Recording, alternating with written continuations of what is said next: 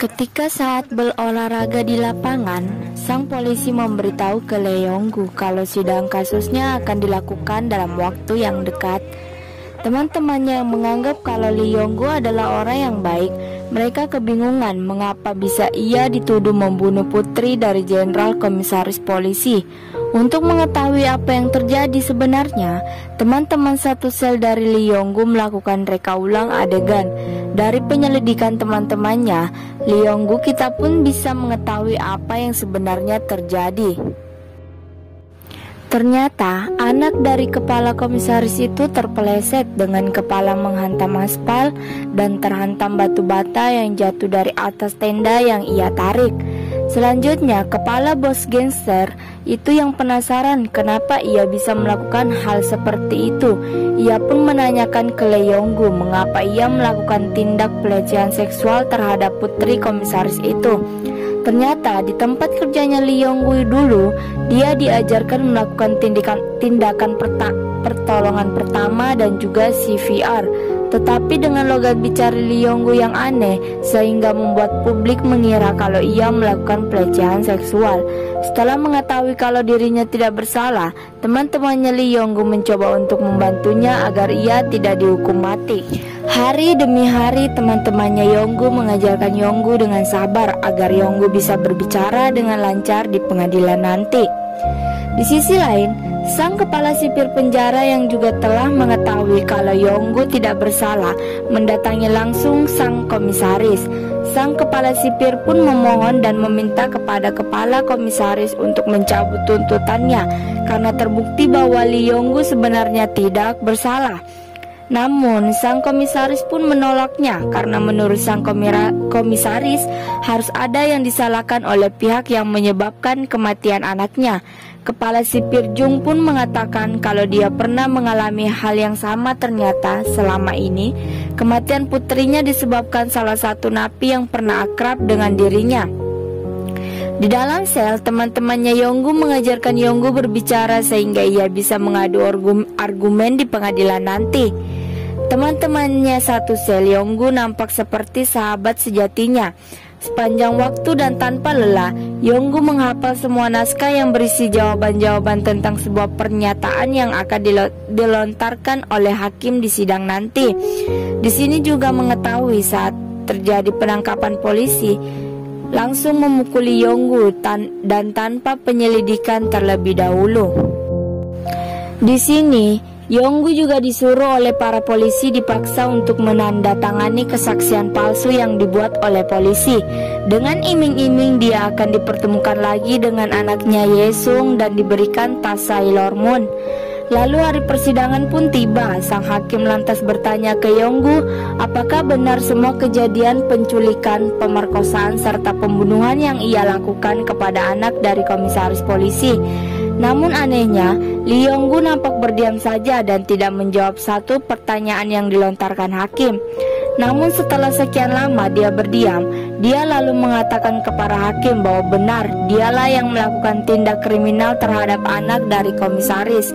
Tentu saja, dari pernyataannya tadi membuat seisi ruangan pengadilan marah kepada Yong-gu. Lantas kepala sipir Jung dan beserta Yesung, putrinya, merasa sangat bingung dan sekaligus geram karena mereka tahu kalau sesungguhnya Lee Yong-gu benar-benar tidak bersalah. Kepala sipir Jung pun emosi dan langsung memarahi kebodohan dari Yong-gu. Namun ternyata alasan dari Yong-gu membuat pernyataan seperti itu benar-benar membuat penonton emosi serta geram. Sebab ternyata sebelum persidangan dimulai, sang kepala komisaris datang menemui Lee Yong-gu dan dibawa ke sebuah ruangan. Di ruangan tersembunyi nampak sang komisaris memukul habis-habisan Lee Yong-gu. Komisaris itu pun mengancam jika Lee Yong-gu tidak mengakui bersalah, dia akan membunuh anaknya Yesung. Itulah sebabnya Lee Yong-gu mengakui kesalahan yang tidak pernah ia lakukan. Semua itu ia lakukan semata-mata hanya melindungi anaknya agar tidak dibunuh oleh sang komisaris laknat. Lalu hasil dari persidangan itu pun diputuskan jika Lee Yong-gu akan dijatuhi hukuman mati. Kemudian waktu pun berlalu dan Lee Yong-gu menjalani hari-harinya bersama teman dan putrinya bahagia. Di beberapa kesempatan, Yesung sang putri menjenguknya di penjara. Sampai waktu jenguk udah habis, Yesung melakukan hal kebiasaannya dengan ayahnya, menghitung sampai 3, hingga saat ketiga ayahnya berbalik dan melakukan hal konyol. Sesekali Yong-gu mendapatkan surat dari anaknya yang menanyakan kabar sang ayah. Saat ini juga Yesung telah tinggal dengan kepala sipir Jung dan istrinya.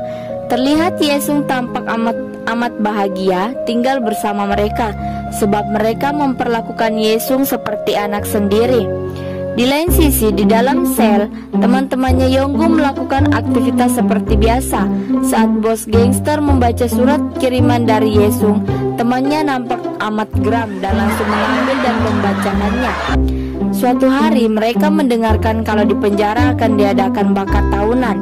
Di dalam sel, teman-temannya Yong-gu sedang mengajarkan bos gangster membaca, sedangkan Yong-gu terus saja menulis nama anaknya di jendela, pertanda jika Lee Yong-gu sangat merindukan anaknya. Di sisi lain, sang kepala sipir mendapatkan kabar dari atasannya bahwa Lee Yong-gu akan dieksekusi mati pada tanggal 23 Desember sebelum hari Natal dan bertepatan dengan hari ulang tahun anaknya Yesung. Setelah mengetahui hal ini, kepala sipir Jung memohon satu hal kepada gurunya Yesung. Di sekolah, dia mengatakan jika tanggal 23 Desember, hari terakhir dia bertemu ayahnya, dan meminta izin kepada gurunya Yesung menemani Yong-gu di sisa-sisa akhir hidupnya. Kembali ke teman Yong-gu, karena mereka tidak terima karena hukuman mati yang tidak semestinya didapatkan Yong-gu, mereka pun menyusun sebuah rencana untuk mengeluarkan Yong-gu dari penjara. Hari demi hari mereka mempersiapkan untuk menjalankan rencana mereka. Demi mensukseskan rencana mereka, kepala bos gangster rela meminta bantuan kepala bos gangster lainnya yang dulu sempat ingin menyerangnya. Lalu hari yang ditunggu-tunggu mereka pun tiba. Mereka pun segera menyusun rencana dan mempersiapkan semuanya. Sedangkan yang mengisi acara itu adalah anak murid di tempat Yesung bersekolah. Yesung dan teman-temannya bernyanyi di bawah arahan guru mereka untuk menghibur orang-orang yang ada di penjara. Di penghujung pertunjukan, para anak-anak murid turun ke para penonton. Mereka mengajak penonton untuk menyanyi bersama. Kemudian Yesung dan ayahnya keluar dari gedung dengan diikuti dengan para penonton lainnya. Ternyata di lapangan penjara, teman-teman Yong-gu mempersiapkan balon udara yang telah mereka buat bersama-sama. Tanpa menunggu lama, teman-temannya Yong-gu menyuruh anak murid lainnya turun dan menyuruh Yong-gu beserta anaknya naik ke balon udara. Saat mereka berdua sudah naik, sang napi penipu dengan cepat melepaskan tali pengikatnya. Kemudian Lee Yong-gu dan putrinya pun terbang menuju keluar penjara. Para polisi yang menyadari rencana para narapidana yang hendak mengeluarkan Yong-gu dalam penjara langsung mencoba mengejar balon udara tersebut. Untung saja para napi bekerja sama untuk menghalangi para polisi. Kejadian itu pun menimbulkan kerusuhan di dalam penjara. Di sisi lain, Lee Yong-gu dan putrinya begitu senang menaiki balon udara dan ingin pulang ke rumahnya. Namun sialnya, tali dari balon udara tersangkut di sebuah pagar kawat dari penjara. Alhasil, Lee Yong-gu beserta putrinya pun gagal melarikan diri dari penjara tersebut. Melihat hal itu, teman-teman Yong-gu dan narapidana lainnya nampak kecewa dan frustasi, sebab rencana mereka yang mereka susun berhari-hari lamanya harus berakhir kegagalan. Tetapi Yong-gu dan putrinya yang masih sangat polos, mereka berdua pun tetap terlihat bahagia dengan melihat pemandangan yang indah dengan balon udara. Lalu, tepat pada tanggal 23 Desember, yang dimana hari Yong-gu akan dieksekusi mati, dan karena hari itu hari bersamaan dengan hari ulang tahun Yesung, teman-teman Yong-gu memberikan sebuah kue, dan seisi dari sel itu memberikan kado. Bahkan bos gangster menyelundupkan kado yang berisi tas yang Yesung impi-impikan sejak dulu adalah tas Sailor Moon. Dari semua kebahagiaan yang mereka rayakan, tiba-tiba Yesung langsung bersimpu kepada ayahnya dan berterima kasih karena sudah menjadi ayah terbaik buat dirinya. Lantas sang ayah pun melakukan hal yang sama. Kemudian mereka berdua pun berpelukan. Hal itu membuat satu sel nomor 7 bersedih, karena mereka mengetahui kalau pelukan itu adalah pelukan terakhir bagi Yesung dan ayahnya. Dan tak lama, bos gangster menuliskan sesuatu di baju Lee Yong-gu dan diikuti rekan-rekan yang lain. Lalu Yong-gu dan Yesung melakukan perpisahan dan berterima kasih kepada mereka karena pernah menjadi teman dari Yong-gu. Sesuai berpamitan, Lee Yong-gu dan putrinya pun keluar dari penjara.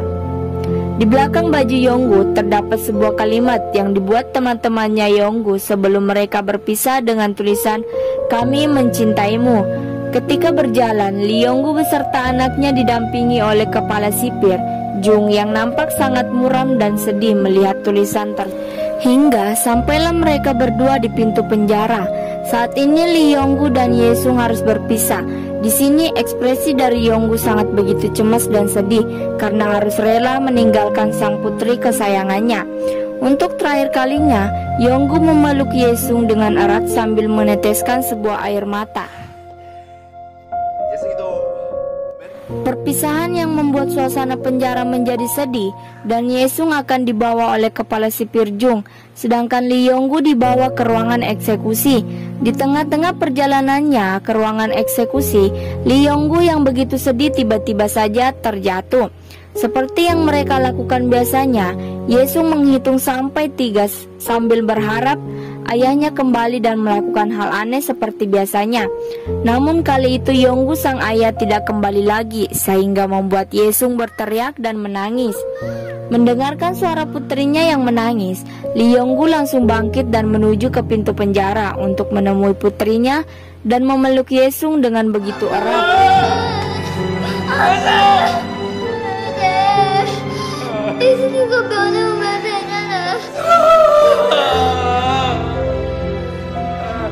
Kesedihan tidak bisa dielakkan dan menyelimuti satu penjara saat itu. Lalu Shin pun beralih ke masa kini yang dimana Yesung dewasa sedang menghadiri persidangan seperti awal film. Selesai menceritakan semuanya, kehadiran Yesung di persidangan itu semata-mata untuk membersihkan nama baik ayahnya yang sangat ia cintai. Yesung mencoba melakukan pembelaan dengan almarhum ayahnya yang merupakan korban fitnah dari komisaris yang memiliki sifat biadab. Yesung juga mengatakan ke semua orang yang ada di persidangan itu untuk memaafkan kesalahan ayahnya semasa dia hidup dulu. Setelah mengetahui semua hal yang dialami Lee Yong-gu yang dimana Yong-gu adalah korban dari tekanan kepolisian, akhirnya sang hakim pun memutuskan kalau Yong-gu tidak bersalah.